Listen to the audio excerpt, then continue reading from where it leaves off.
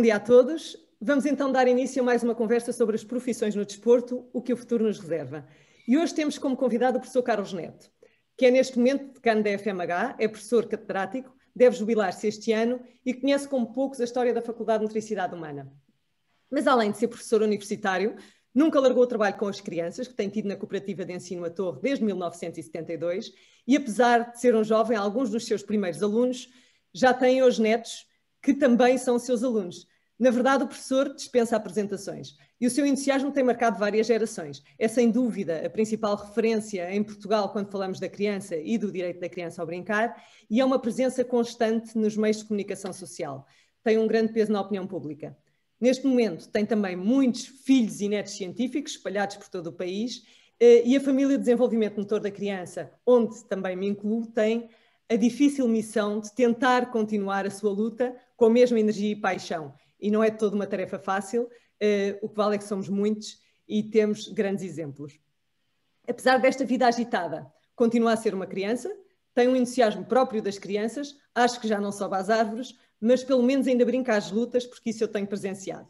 Professor, muito obrigada por ter aceitado o convite para estar aqui hoje. Muito obrigado, Rita, pelas tuas palavras amáveis.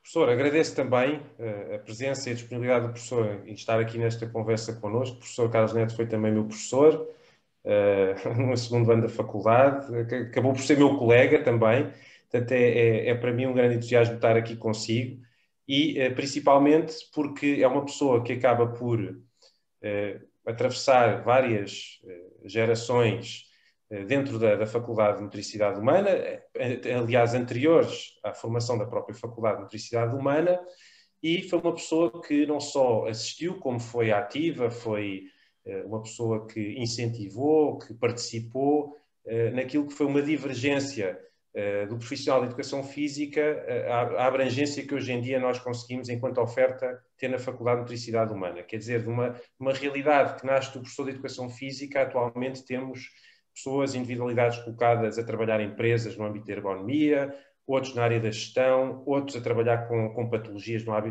âmbito da reabilitação e ainda outros a formar futuros bailarinos. Portanto, passou por esta divergência de formação de novas profissões e entramos agora numa era digital, que também foi, no fundo, recebida pelo professor Carlos Neto, que ainda é atualmente docente da Faculdade de Nutricidade Humana, e a nossa questão aqui de arranque para esta conversa era ouvi-lo um bocadinho sobre aquilo que, na sua opinião, face a esta nova era digital, que não é só exclusiva do ensino superior, mas que é abrangente a vários níveis de ensino, como é que o profissional de ciências do desporto se enquadra? Ou seja, como é que as profissões que conheceu até aqui, que ajudou a formar, se poderão eventualmente modificar e que novas profissões daqui poderão nascer no futuro? Gonçalo, agradeço muito a tua análise e também as palavras também amáveis que tiveste sobre o meu percurso nesta instituição absolutamente fantástica. É evidente que estando aqui a pensar no futuro, eu costumo dizer que o futuro a Deus pertence, não é? Mas nós temos o livre-arbítrio de podermos pensar nele e podermos perspectivá-lo fazendo uma espécie de ficção científica, portanto, para o futuro. É claro que não posso perspectivar esse futuro sem analisar o presente e sem também me basear nos ensinamentos do passado. No final dos anos 60, quando eu entrei na Escola de Educação Física de Lisboa, numa instituição que se chamava Instituto Nacional de Educação Física, nós recebemos então uma herança absolutamente fascinante. Porque, na altura, nós iniciámos uma pequena revolução, tranquila, obviamente, de professores e também de estudantes, em querer mudar o paradigma de uma educação física baseada essencialmente no método da ginástica sueca, por um lado, da ginástica médica, por outro, e ainda pela ginástica alemã e pela ginástica artística. Não é por acaso que ainda hoje crianças, jovens, adultos, toda a gente, todo o cidadão em geral, quando olha para nós, nos identifica como professores de ginástica. Porque era, de facto, um verdadeiro método científico. Nós tínhamos exatamente uma ideia clara do que era uma aula de ginástica e como é que era a sua sequência e quais eram os seus objetivos e acima de tudo, quais eram os seus benefícios na movimentação, portanto, do corpo. É evidente que é necessário notar que nos anos 60, exatamente no ano 68, quando foi realizada a Revolução Cultural em França, ficou conhecido como Maio de 68, isso, a par da preparação do 25 de Abril, da Revolução dos Escravos, isso veio ter um contributo enorme dentro da nossa instituição. Foi criada uma nova identidade profissional, de facto, baseada em novas dimensões científicas e também filosóficas, que possibilitou uma fundamentação complementar da educação física e desporto baseada nessa ginástica tradicional, nessa ginástica sueca, portanto clássica. Eu devo dizer que nesses foram momentos de grandes reflexões, de grandes debates, que se deu depois início à investigação científica com a entrada no ensino superior universitário, quando nós tivemos a oportunidade de entrar na Universidade Técnica de Lisboa em 1976. Foram anos muito agitados, muito intranquilos, mas muito benéficos e também muito ricos do ponto de vista de debates científicos, filosóficos, fora de portas, dentro de portas, e inclusivamente com a participação de muita gente de outras áreas em que nós nos abrimos efetivamente como uma área absolutamente fundamental à sociedade. Foram criadas novas unidades disciplinares autónomas que permitiram desbravar novos caminhos durante os últimos 45 anos. Eu recordo quando fomos a Eugene, no Congresso Olímpico em 1984, eu e um conjunto de colegas, alguns já estão reformados, nós tivemos a oportunidade de contatar com profissionais de educação física que trabalhavam em universidades em todo o mundo e tivemos a oportunidade pela primeira vez de perceber que tínhamos um saber próprio, tínhamos um conhecimento autónomo e trouxemos, de facto, ensinamentos interessantes para renovar o currículo dentro do Instituto Superior de Educação Física, como sequência do Instituto Nacional de Educação Física, e recordo-me de introduzirmos desenvolvimento motor, aprendizagem motora, biomecânica, antropologia e história do corpo, técnicas de ensino, a cineantropometria, a psicologia do desporto, a sociologia do desporto, enfim, uma série de disciplinas que passaram a dar um corpo e um entendimento diferente de um ponto de vista teórico, mas também de um ponto de vista prático. É evidente que foi um trabalho notável durante estes anos, e eu tenho a consciência tranquila do trabalho que fiz eu e os meus colegas durante todo este tempo, em que foi possível criar mestrados, doutoramentos, pós-graduações, laboratórios, departamentos e novas licenciaturas. Não posso esquecer também a célebre reunião do Vimeiro, em 1987, onde se definiu uma nova dimensão epistemológica e conceptual da nossa área de estudo, a chamada motricidade humana, da qual eu discordei na altura, porque eu era apologista de um conceito diferente, que era Human Movement Studies, estudos do movimento humano, mas foi uma grande debate, e por isso é que ficámos num retiro durante alguns dias a debater tudo isto, mas a votação foi assim feita. Essas novas licenciaturas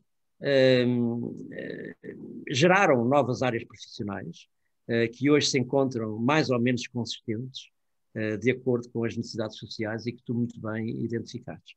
Estou a falar de uma educação física e desporto escolar, na comunidade educativa, o treino desportivo na comunidade desportiva, o exercício de saúde na comunidade de saúde, a reabilitação psicomotora, que de facto abrange um conjunto de cidadãos com diferentes problemas de natureza ou genéticos ou adquiridos ao longo do seu desenvolvimento, a dança numa perspectiva do contexto artístico, também a gestão do desporto, que de facto permitiu uma inovação extremamente interessante, e por outro lado a ergonomia, que era de facto algo que já tinha existido antes, a chamada educação física para trabalhadores, que era fornecida às 8 horas da manhã na emissora nacional pelo Celestino Marques Pereira, um antigo professor nosso de teoria de educação física. E portanto não era nada de novo, mas era uma reorganização de um conjunto de áreas profissionais para acabarmos um pouco com aquela ideia de um professor de ginástica que conhecia tudo e não conhecia nada, que era especializado em tudo e não era especializado em nada. E isso, de facto, marcou muito a história não só da nossa faculdade, mas também influenciou de uma forma positiva ou negativa o andamento de outras universidades espalhadas pelo país, principalmente Coimbra e Porto, e depois, mais tarde, os politécnicos e também outras universidades que, entretanto, se criaram com os cursos de Educação Física e Desporto. O que eu quero chamar a atenção é que este trabalho de um conjunto notável de professores do anterior Instituto Nacional de Educação Física, que transitaram para o Instituto Superior de Educação Física, e aqueles que entraram, penso que foi um árduo e contraditório trabalho que foi feito, mas notável, porque permitiu criar uma história da nossa instituição que protagonizou, de facto, uma história única e que colocou a educação física e desporto num patamar universitário com grande credibilidade, quer do ponto de vista da formação, quer do ponto de vista da investigação, quer do ponto de vista da intervenção profissional. E por isso não podemos esquecer esta troika de três instituições que ficaram na história, o INEF, o ISEF e a FMH. Eu tenho dificuldade em fazer ficção científica, mas adiantarei algumas reflexões pessoais, agora que estou em fim de carreira, praticamente já estou reformado. Quando fui ao portal da Caixa Geral de Apresentações, como tinha 70 anos e 48 anos dedicado ao ensino na universidade e também com crianças, tinha um cartaz em que diz não pode reclamar. Portanto, fui expulso da função pública, o que significa que neste momento estou disponível para ser livre, finalmente, da universidade e poder continuar a fazer o meu trabalho agora de uma forma diferente. Mas eu diria que o futuro é incerto, é acima de tudo inesperado e é imprevisível. Eu julgo que na humanidade nós nunca tivemos um momento de uma velocidade de transição tão grande na evolução humana. De facto, a entrada neste século XXI fez-se de uma forma muito rápida. Nós temos cerca de 5 milhões de anos de história, isso representa cerca de 99,999% do tempo em que vivemos em conexão com a natureza, resolvendo problemas, ultrapassando guerras, sendo capazes de resolver doenças com bactérias, com vírus, etc. Temos 0,01% de vida urbana, nesta passagem de uma sociedade pós-industrial para uma sociedade de informação, e estamos agora a entrar numa idade digital, como tu bem referias, porque de facto é hoje a pergunta básica que se deve colocar, julgo que não é só na nossa área profissional, mas em todas as outras. E neste momento difícil, em termos de conseguir prever os alicerces em que se baseia o desporto no futuro, eu arrumei as minhas ideias em 4 grandes eixos de análise, assim se poderá chamar. O primeiro eixo de análise, e porque não tenho tempo de falar mais do passado, isso daria uma sessão apenas para falar nesses acontecimentos que geraram o presente, mas de facto este presente que temos é o resultado desse passado absolutamente fascinante que tivemos. Mas prevendo o futuro, eu diria que é uma tarefa dificílima, mas que eu proporia, de facto, estes 4 eixos de análise. O primeiro seria uma dimensão centrada numa cultura de sustentabilidade e baseada numa visão ecológica do corpo em movimento. O que é que isto significa? Significa que nós temos, para além desta crise pandémica que estamos a viver, numa sociedade cansada, exausta, no limite, e à beira de uma situação provavelmente depressiva, uma sociedade depressiva.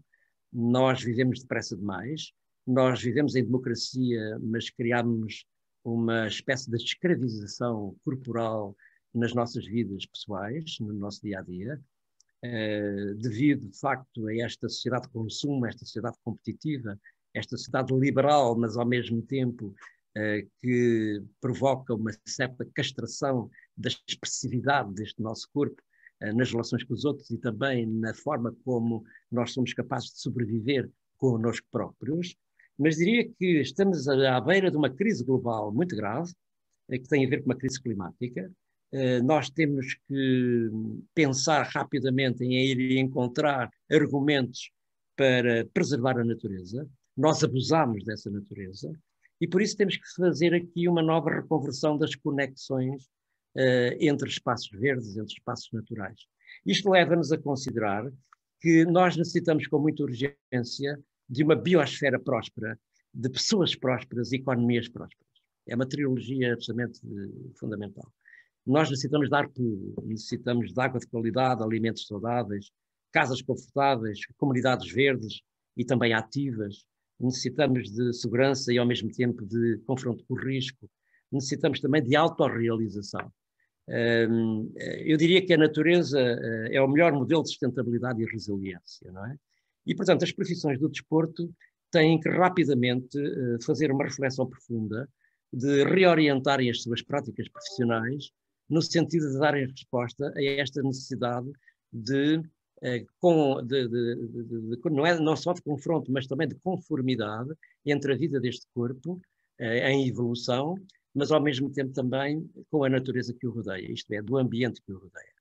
Esta visão ecológica implica também que tenhamos a necessidade de, eventualmente, perspectivar no futuro, em todas as áreas que nos dizem respeito, um espírito de comunitário e uma ideia de governança coletiva, não é?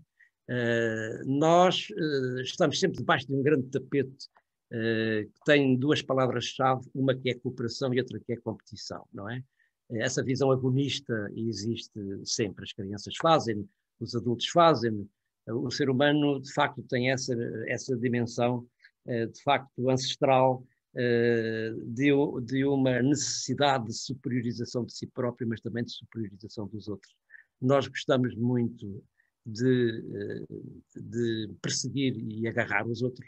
As crianças, por sua vez, de uma forma surpreendente, gostam de fugir e não ser apanhadas, o que é algo absolutamente interessante, não é? E por isso esta fuga e perseguição, que é algo que está na base de toda a nossa área profissional, das perícias do corpo, da capacidade de superiorização de si, da capacidade de transcendência de si mesmo, no fundo, utilizando o corpo numa perspectiva não dualista e não cartesiana. O corpo é só um, não há a cabeça para um lado e o cérebro para um lado e o corpo para o outro. Isso é uma visão ultrapassada. Eu acho que as emoções, os sentimentos e também os sentimentos, as emoções e as decisões devem ser sempre modeladas em função de corpos ativos que dão cérebros ativos, através das emoções e dos afetos. Isso nunca deve ser perdido de vista. E é a altura, neste momento, de fazermos uma reflexão novamente, como fizemos em 68, de colocarmos professores, docentes a perspectivar o futuro, fazendo uma espécie de uma projeção de um corpo novo para uma sociedade nova, completamente diferente e que vai ser melhor do meu ponto de vista, portanto, para o futuro. E por isso a segunda dimensão, o segundo eixo, eu concentraria, de facto, numa dimensão centrada no desenvolvimento de uma cultura digital que veio para ficar. Há muitos debates sobre esta transição digital que está a acontecer, está a modificar o mundo a uma velocidade como nós nunca vimos. Provavelmente as nossas áreas profissionais, a escola em geral, as instituições onde nós trabalhamos estão paradas no tempo, ficaram presas a conceitos e a perspectivas tradicionais, e nós temos que reinventar, aproveitando esta pandemia, o balanço desta pandemia, porque ela esta pandemia vem-nos trazer, de facto, uma situação muito interessante do ponto de vista de pensar o futuro, porque ela traz-nos uma mensagem não só biológica, de que temos que respeitar essa biologia humana, mas, por outro lado, uma mensagem divina. Isto é, temos que pensar em conjunto, como aconteceu no passado, não é? E por isso atingiu todos os continentes, atingiu todos os povos, atingiu todas as crenças, todas as situações geográficas, todas as culturas, o que é, de facto, um vírus democrático, não é? Mas que nos colocou numa situação, portanto, difícil. Esta dimensão, de facto, da cultura digital, é necessário e urgente pensar nela na educação física e desporto e nas profissões do desporto. É óbvio que já há uma grande discussão à volta dos desportos eletrónicos, dos chamados e-sports, não vou falar nisso, isso com certeza que já está claro que o futuro vai ser um corpo sentado, horas sentados frente aos ecrãs. Os ecrãs vão dominar completamente a vida do corpo, já está a acontecer em muitos setores da vida, o teletrabalho, o ensino à distância, o chamado ensino remoto. De facto, preocupa-me essa pandemia do corpo sentado, porque vai provocar imensas doenças no ser humano. É uma verdadeira hecatombe muscular, morfológica, mental, mas também orgânica e, acima de tudo, emocional e social, porque vai, por um lado, ter mais acesso à informação, mais acesso ao prazer do jogo, das narrativas poderosas de natureza simbólica, mas vai criar uma situação muito delicada de o corpo estar sentado, porque o corpo não veio ao mundo para estar sentado, veio ao mundo para se mexer, não veio ao mundo para estar no sofá, não é? Nós temos que mover o corpo para ter saúde. E não temos que ter só um corpo ativo, temos também que ter um corpo contemplativo. Por isso, corpos ativos dão cérebros ativos e dão cérebros inteligentes que se emocionam e que também sentem o mundo por dentro e o mundo por fora. E, portanto, estou convicto que temos que pensar a curto prazo nesse homem biónico, não é? Ainda recentemente a Tesla, através de um laboratório Eurolink, colocou um chimpanzé com um chip, e esse chimpanzé conseguia, de facto, apenas com a visão, lidar no ecrã um jogo, o Tetris, não é? E conseguia mover as peças com uma exatidão absolutamente fantástica. Agora imaginemos esses chips no ser humano, e isso vai provocar, com certeza, eu prevejo isso, uma crise ética e moral como nunca existiu na história da nossa área profissional, principalmente no desporto. Nas atividades relacionadas com as profissões do desporto, vão criar problemas enormíssimos. E, portanto, o fenómeno desportivo nunca vai ser igual como foi.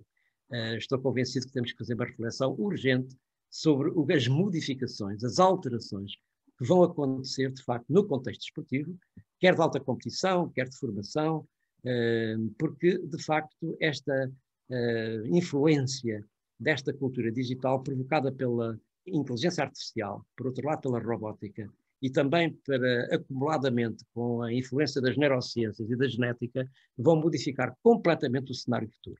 Por isso é que eu acho que é muito difícil nós estarmos a prever o que vai ser, de facto, esse futuro. E quando olhamos hoje para a escola, quando olhamos hoje para os nossos filhos, para os nossos netos, dificilmente a gente consegue encontrar uma luz ao fundo do túnel, porque andamos completamente desorientados, andamos fatigados, andamos em estado depressivo, eu diria mesmo numa angústia pandémica que me parece que é muito preocupante. E por isso eu acho que temos que reinventar esse desporto do futuro. Penso que vai ser uma altura muito idêntica como aconteceu nos anos 60, quando apareceu o existencialismo de Jean-Paul Sartre, de Albert Camus, a visão marxista, em que veio trazer uma nova contribuição de entendimento da economia, mas também de entendimento de um corpo produtivo, da organização social. Eu penso que estamos todos numa grande transição, que não é só a transição digital, é também uma transição na vida humana e a reinvenção de um novo conceito de qualidade de vida que implicará nas nossas profissões do corpo, eu chamo-lhe assim, ou da motricidade, do movimento, o que quiseres. Nós somos especialistas do corpo em movimento, não é?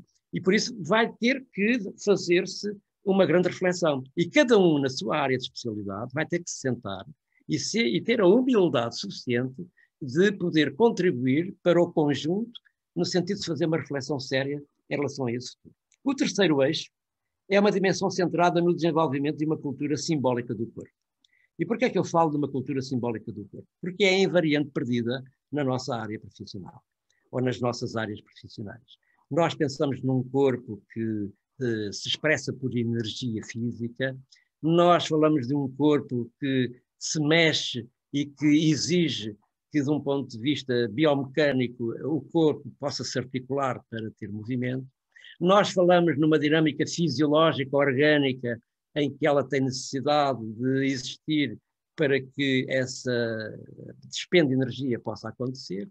Nós falamos num cérebro que toma decisões, que organiza informação, que é capaz de tomar decisões apropriadas, muitas vezes erradas, mas é capaz, de facto, de configurar uma memória a curto, a médio e a longo prazo e processar a informação adequada em relação àquilo que são as solicitações do seu envolvimento, mas é preciso dizer que o corpo não é só isso. O corpo é mais que isso.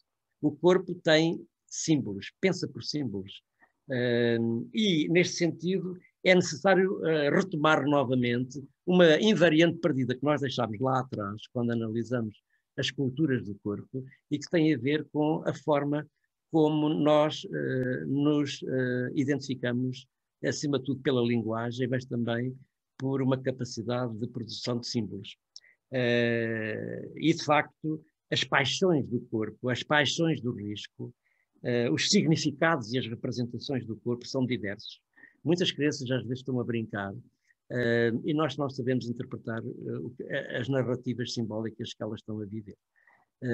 E em crianças, adolescentes, adultos e idosos, isso também acontece. Nós não conseguimos ainda ter um medidor suficientemente credível para conseguir perceber essas linguagens do corpo e para perceber essa caixa negra, para perceber esse significado do movimento humano, essa capacidade de pulsão, se quiseres, inconsciente do próprio corpo. O que eu chamaria aqui a atenção é uma melhor compreensão da noção de tempo e de espaço da vivência do corpo, da existência do corpo. No seu cotidiano, quer em atividade formal ou informal, em atividade produtiva ou em atividade de tempo livre ou de lazer, nós estamos ainda muito longe de ter compreendido essa componente. E normalmente nós, profissionais de educação física e desporto, isto é, esquecemos-la intencionalmente porque não somos capazes de a explicar. Necessitamos de melhores conhecimentos na área da psiquiatria, da psicanálise.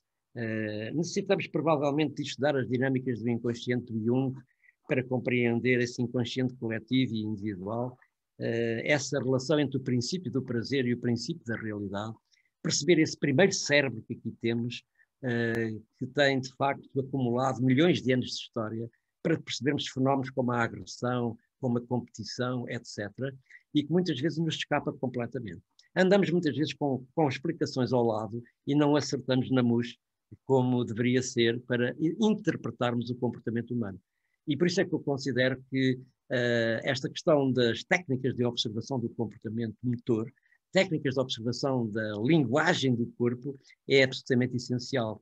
E se perspectivar no futuro que, de um ponto de vista de investigação, de formação, mas também de intervenção profissional, nós temos muito para trabalhar em redescobrir essa dimensão simbólica do corpo, quer no âmbito do desporto, quer no âmbito da reabilitação psicomotora numa perspectiva terapêutica, quer também no âmbito, numa dimensão educativa, porque a maior parte das vezes, quando estamos na escola, nós não entendemos o corpo das crianças e o corpo dos jovens. Passa-nos ao lado completamente os seus discursos e muitas vezes eles andam lá a aprender de forma sacrificada e não por prazer. Falta-nos redescobrir o lado do prazer do corpo, o princípio do prazer. E nós andamos muito atinados numa perspectiva do princípio da realidade. Da mesma maneira como perspectivamos muito esta relação profana do corpo, mas esquecemos da dimensão sagrada do corpo, não é? Portanto, há aqui uma invariante perdida que eu sempre dei muito relevo. Recordo-me quando comecei a estudar estas questões nos anos 70, 80, na nossa própria faculdade, eu era considerado utópico, era considerado fora da caixa, era considerado uma pessoa que muitas vezes só dizia disparates, porque não entendia as coisas básicas que eram centradas essencialmente na performance motora, desportiva, etc. E eu dizia que as crianças pensavam, viviam, sentiam de outra maneira. E julgo que é chegada a hora de interpretarmos na nossa área profissional esse caminho que é uma invariante perdida, que está esquecido completamente. E há pessoas que até têm vergonha de falar nisso. E têm vergonha porquê? Porque não sabem. Não quer dizer que eu saiba, mas sempre fiz uma tentativa para tentar perceber. Também devo dizer que muito contato que tenho tido com grandes mestres na área da pedopsiquiatria, na área da psiquiatria, etc., também eles próprios andam à procura do caminho. Mas, de facto, é bom nós não termos caminho. Eu temo é aqueles que já sabem completamente o caminho e que sabem tudo. É bom que tenhamos alguma humildade para perceber que nós, quando somos especialistas do corpo, ele é tão complexo e é tão cheio de incerteza, desde a microestrutura até à macroestrutura, que é bom que não tenhamos essa arrogância de entendermos que sabemos tudo. E, portanto, o quarto eixo, já acho que já ultrapassei o tempo, mas o quarto eixo da minha análise era uma dimensão centrada no desenvolvimento de uma cultura evolucionista do corpo em ação. O que é que significa uma visão evolucionista? Eu sou, por natureza, um adepto de Darwin e dos neo-darwinianos. Sou um adepto, de facto, de que o corpo não acabou aqui a sua evolução. Esta transição vertiginosa que estamos a viver vai mudar as características do nosso corpo. Já está a acontecer isso. em muitas facetas, não é? Quer para que possamos compreender um conceito essencial, que é o conceito de diversidade humana. Na nossa espécie, a nossa capacidade adaptativa precisa de ser entendida. Nós devíamos discutir melhor o que é o conceito de adaptação motora, como de adaptação cognitiva, de adaptação emocional, de adaptação social. Normalmente restringimos as nossas análises essencialmente ao conceito de adaptação motora, mas eu acho que ele tem que ser analisado de uma forma muito mais vasta. E, para além dessa capacidade adaptativa, nós temos que rapidamente introduzir no nosso discurso e também na nossa análise científica o conceito de capacidade criativa. O que é que isto quer dizer? O ser humano não é um robô. Ainda que possamos fazer todas as tentativas para o robotizar, nós somos seres que sentimos, choramos, rimos, temos sentimentos, temos emoções, temos afetos. E, portanto, mesmo que os robôs possam retirar muito daquilo que é o trabalho humano, vai acontecer a médio e a longo prazo. Estou convencido que 20, 30 anos, muitas das nossas tarefas vão ser substituídas por robôs. Mesmo que estejam no mercado muito baratos, nunca vão ser substituíveis de seres humanos a ensinar outros ou a lidar com os outros.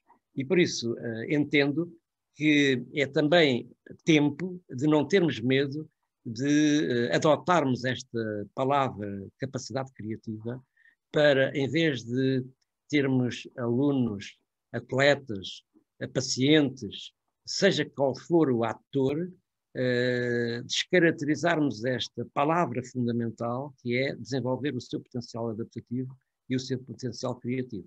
Porque eu estou convencido que quem terá sucesso, empreendedorismo e ter felicidade no futuro é aquele que é capaz de desenvolver esta capacidade. Capacidade de saber pensar criticamente, capacidade de saber comunicar, capacidade de cooperar com os outros e ter uma visão comunitária, e também de ter essa capacidade adaptativa e também criativa. É preciso equilibrar esta relação entre o tempo formal e o tempo informal. Nós vamos agora debater-nos com mais tempo informal, vivendo em casa, vivendo na cidade, vivendo na rua, vivendo na natureza. E por isso, volto ao primeiro eixo, que é essa visão ecológica e essa visão ambiental, de, nas profissões de desporto, sermos capazes de introduzir os conceitos fundamentais daquilo que é um conceito que se está a utilizar em todo o mundo, que é a permacultura. Permacultura significa que temos que ver isto numa dimensão multidisciplinar, de perceber as influências globais que existem no ser humano e também perceber as influências que o corpo humano tem no próprio planeta. E as profissões do desporto têm aqui um papel absolutamente essencial no que diz respeito à poluição, à revolução energética, às questões relacionadas com a digitalização. Se nós observarmos a introdução do 5G ou por exemplo, as novas configurações que vão aparecer muito rapidamente do ponto de vista da inteligência artificial, nós vamos sofrer aqui grandes modificações e grandes alterações, do meu ponto de vista, para melhor. E, portanto, há já quem esteja neste momento a pensar como é que se elaboram brinquedos para as crianças que vão fazer a viagem a Marte daqui a 50 anos. E, portanto, eu penso que nós não podemos ficar agarrados ao passado, presos ao passado, a concepções também ultrapassadas no tempo do ponto de vista explicativo, e estou a falar de ciência, e é preciso reinventar a própria ciência, e a própria pedagogia, e a nossa própria identidade profissional. Porque a nossa identidade profissional vai levar agora uma grande volta, ainda que eu acho que ela é indispensável para o futuro, porque o corpo e as profissões do corpo em movimento vão ser consideradas prioritárias. E é preciso não esquecer, talvez, a quinta dimensão, que, do meu ponto de vista, que é uma dimensão espiritual e uma dimensão artística. Essa é talvez a mais interessante de todas. É essa dimensão espiritual e artística que nos falta reinventar na nossa área profissional. Eu penso que não disse disparates, Gonçalo e Rita, não disse disparates, mas enunciei aqui 5 itens ou 5 parâmetros para nós, eventualmente, podermos fazer as nossas análises com estes 5 crivos para ter uma ideia da emergência que vai acontecer de novas necessidades sociais, de novas áreas profissionais, novas áreas de investigação e novas áreas de formação. Portanto, tendo em conta o que disse, e tendo em conta o facto do brincar parecer ser cada vez mais algo que acontece no quarto das crianças, do mundo estar mais na ponta dos dedos, o professor acha que as profissões do corpo não vão desaparecer, ou seja, o futuro do brincar não está só no quarto, mas se calhar até com esta questão da pandemia, termos ficado mais tempo fechados, pode ter havido, não sei, algum acordar para os efeitos do ar livre, os benefícios do ar livre. Como é que vê este casamento ou este divórcio entre o brincar digital e o brincar natural? Pelo que percebo, tem esperança que seja mais um casamento do que um divórcio, não? Sim, eu estou de acordo contigo, Rita. Eu acho que vai ser um casamento.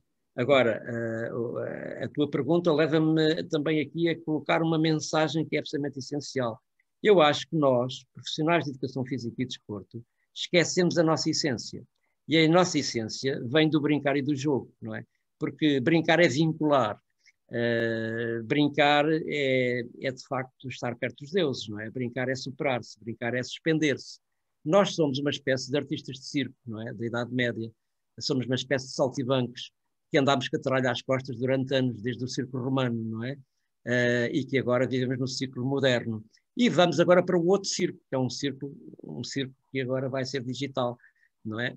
E por isso é que ele vai deixar de ser redondo, não é? E por isso é que eu sou um apaixonado de estudar os orifícios, não é? Os buracos, os prolongamentos erógenos do corpo, exatamente porque penso que essa cultura digital vai nos abrir perspectivas para perceber finalmente que o brincar, o jogo e o desporto como consequência não são mais do que imanências desses orifícios que nos dão prazer.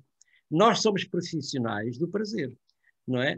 Não somos, obviamente, prostitutas e prostitutos, mas somos profissionais do prazer na mais ancestral noção, porque o homem sempre brincou na sua história, não é? Na sua ancestralidade.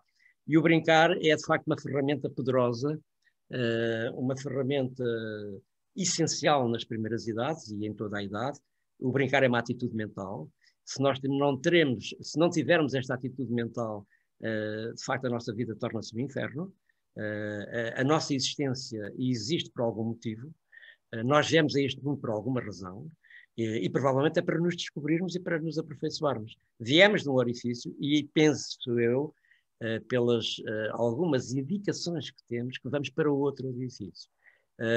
Mas, de facto, nós fugimos sempre ao assunto. Fugimos sempre ao assunto. Quando vemos uma criança a brincar, quando vemos um sujeito agarrado a um taco a enviar uma bola para dentro de um orifício, quando vemos num estádio um espetáculo absolutamente fantástico de milhões de pessoas em todo o mundo a ver entrar uma bola num orifício, não é? Ou ter um aparelho na qual eu me equilibro em cima de uma onda, ou através de um prolongamento do meu corpo andando no espaço aéreo ou no espaço aquático, mas no fundo o que eu procuro é, de facto, o reencontro com a nossa originalidade, o reencontro com essa entidade divina que nos dá prazer e também nos dá o inferno. Agora, onde é que está o céu, o purgatório e o inferno, eu não sei. A única coisa que sei é que este corpo veio ao mundo para se aperfeiçoar, para ter prazer e para se superar. E muitas vezes nós estamos a dar explicações a coisas que não têm explicação nenhuma. Elas são tão simples, tão elementares, que não valeria a pena ter tanta ciência em cima, não é? Não sei se respondi. Eu provavelmente já não estou bom da cabeça, porque como professor de Cano deveria ter mais cuidado na maneira como falo para os meus colegas da Faculdade de Motricidade Humana e para os meus antigos alunos.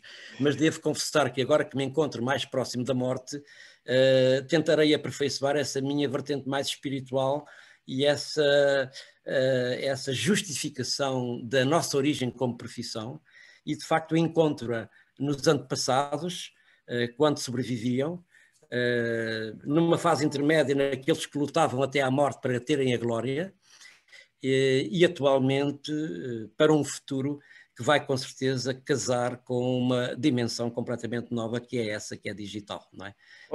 Deixa-me que lhe pergunte, então, enquanto profissionais desse dito prazer, que tem esse substrato ancestral, e enquanto profissionais que, como o professor enquadrou há pouco e muito bem, neste momento cobrem já um campo de abrangência de habilitações muito diverso, não é? Com essa origem comum, mas atualmente já muito diverso em termos de intervenção na própria sociedade. Temos estes 5 eixos que o professor identificou como algo que não deixa de ser comum a estas profissões. Sim. Mas, não obstante, continuamos parece-me, numa análise assim muito superficial, o professor fará uma análise bem mais profunda do que eu, a tender a criar sociedades ou associações que nos separam, ou seja, temos a Sociedade Portuguesa de Educação Física, depois temos agora a Associação Portuguesa de Fisiologistas do Exercício. Parece que, ao mesmo tempo, negamos um pouco esta nossa partilha destes 5 eixos e este ancestral comum. Como é que o professor vê esta forma de nos estruturarmos enquanto profissionais ligados às ciências do desporto e ao exercício físico? E qual é que era a opinião do professor, eventualmente, em encontrarmos na estruturação de uma ordem formal aquilo que, eventualmente, nos pudesse voltar a unir e a centrar-nos nestes 5 eixos que partilhamos entre nós? Gonçalo, essa é uma pergunta absolutamente fascinante e, eu diria, pertinente. Nós sempre tivemos uma grande dificuldade de análise, de autoanálise do significado da nossa profissão. Unimos-nos nos momentos oportunos, que foram fundamentais, mas sempre vivemos de uma forma muito dividida. Fomos sempre muito egocêntricos, porque a nossa profissão tem essa contradição profunda, não é? Nós vivemos numa mentalidade de esquerda, mas numa prática de direita, que procura o aperfeiçoamento ao mais alto nível, e só lá muito poucos é que lá chegam ao cume da pirâmide.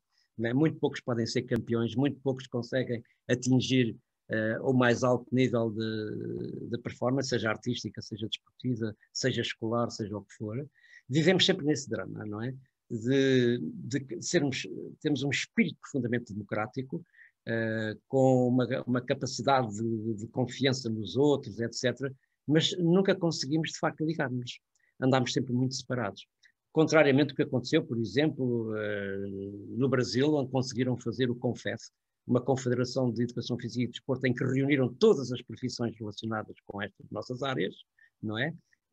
Até os artistas de circo lá estão, não é? Portanto, todos os que têm profissões relacionadas com o corpo em movimento estão enquadradas, portanto, as artes marciais, tudo lá está enquadrado, e, portanto, têm uma carteira profissional, têm uma identidade, são fiscalizados em relação a não poder haver, de facto, situações menos corretas do ponto de vista do exercício da profissão.